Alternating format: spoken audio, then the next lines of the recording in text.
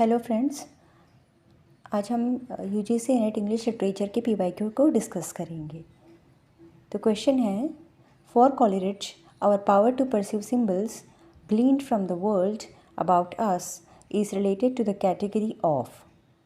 Coleridge है वो perceive कर रहा है सिम्बल्स को, और कहाँ से? वर्ल्ड से, सराउंडिंग से। तो अपने सेंसरी एक्सपीरियंसेस से समझ रहा है ना सिम्बल्स को, कि सिम्बल्स क्या कह रहे हैं। अब कोई वो लगा हुआ है, बैनर लगा हुआ है, उस पर स्टॉप लिखा हुआ है, या उस पर कोई स्टॉप एक तो डायरेक्टली लिखा गया है और एक कुछ ऐसा मार्क करा गया है कि which shows you have to stop.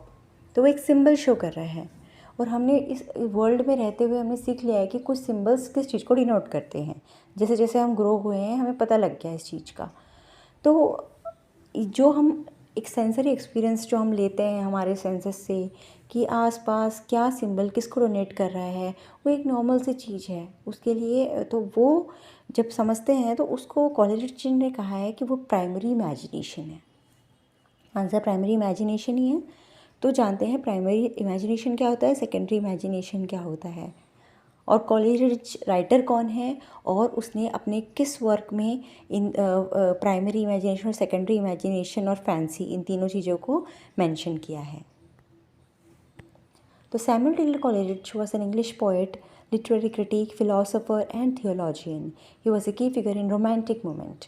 तो पोइट है, क्रिटिक भी है, फिलोसोफर है, थियोलॉजियन है, मतलब जो गॉड में बिलीव करते हैं, और एक रोमांटिक मूवमेंट के राइटर हैं।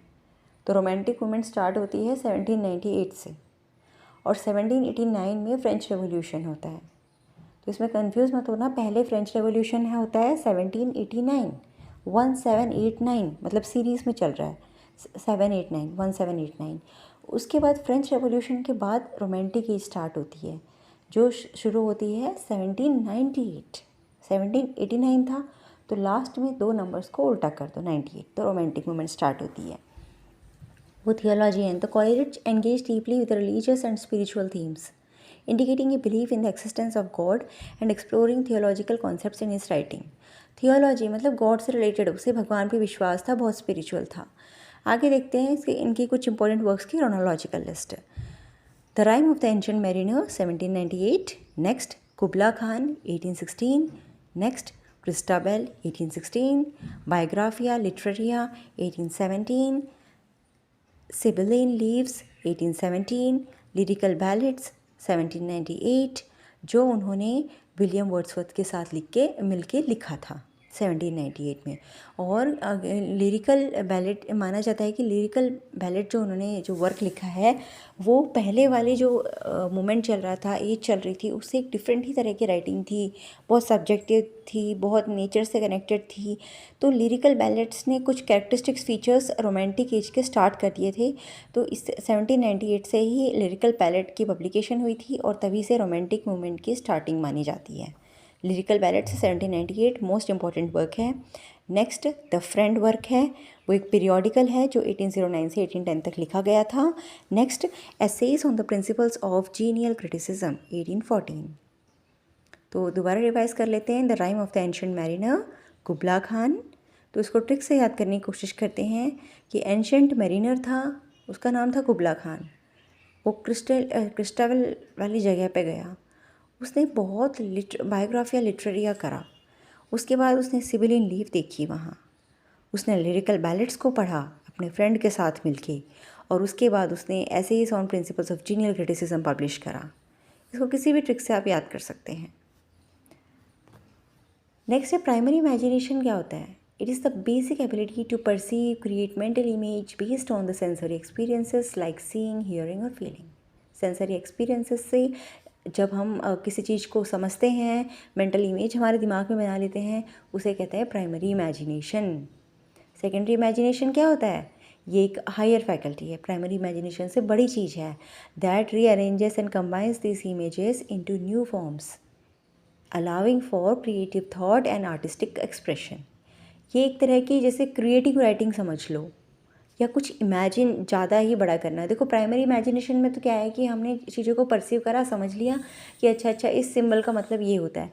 सेकेंडरी इमेजिनेशन में हम कुछ क्रिएट कर रहे हैं और उन चीज़ों को हम कंबाइन करके एक नया ही फॉर्म दे रहे हैं ये क्रिएटिव थॉट है।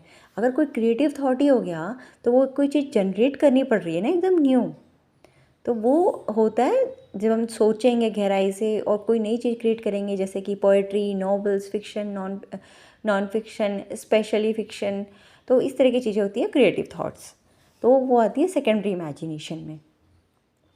Primary imagination, in the rhyme of the ancient mariner, the vivid imagery of the sea, the ship, the mariner's experiences with albatross showcases Coleridge's primary imagination, drawing a sensory experiences to create powerful mental image.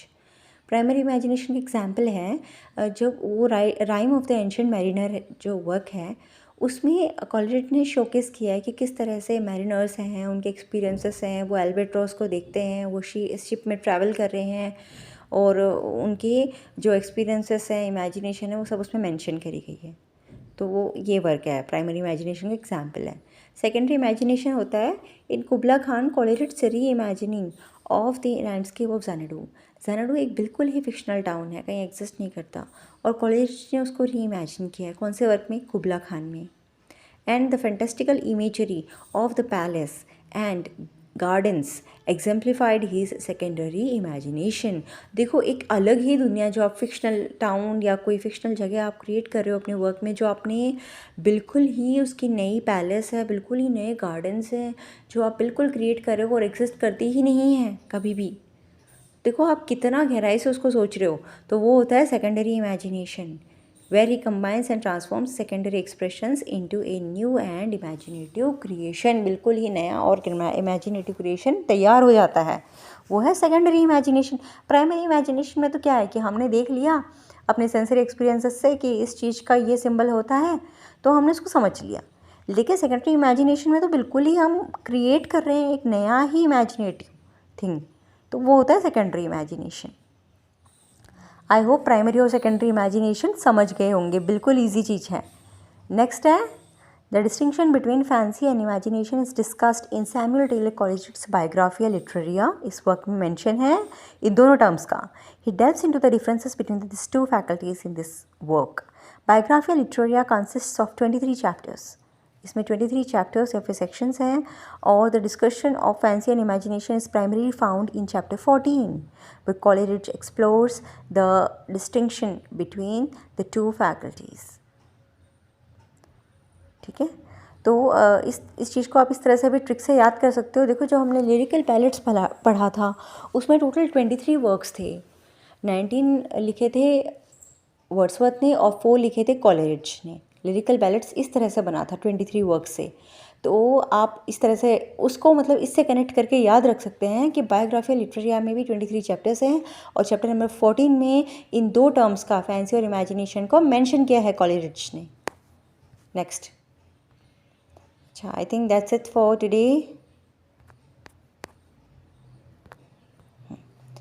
तो देखिए जब आप इस चीज़ को, आपने primary imagination, इस एक question को सॉल्व करने से हमने कॉलेरिज के बारे में समझ लिया, उनके इंपॉर्टेंट वर्क्स को समझ लिया, प्राइमरी इमेजिनेशन और सेकेंडरी इमेजिनेशन समझ लिया, दोनों टर्म्स क्या होती हैं उनको एग्जाम्पल के थ्रू समझ लिया कि कौन से कॉलेरिज के वर्क में प्राइमरी इमेजिनेशन का मेंशन है rhyme of the ancient mariner में, और सेकेंडरी इमेजिनेशन का एग्जाम्पल कॉलेरिज का वर्क है कुबला खान।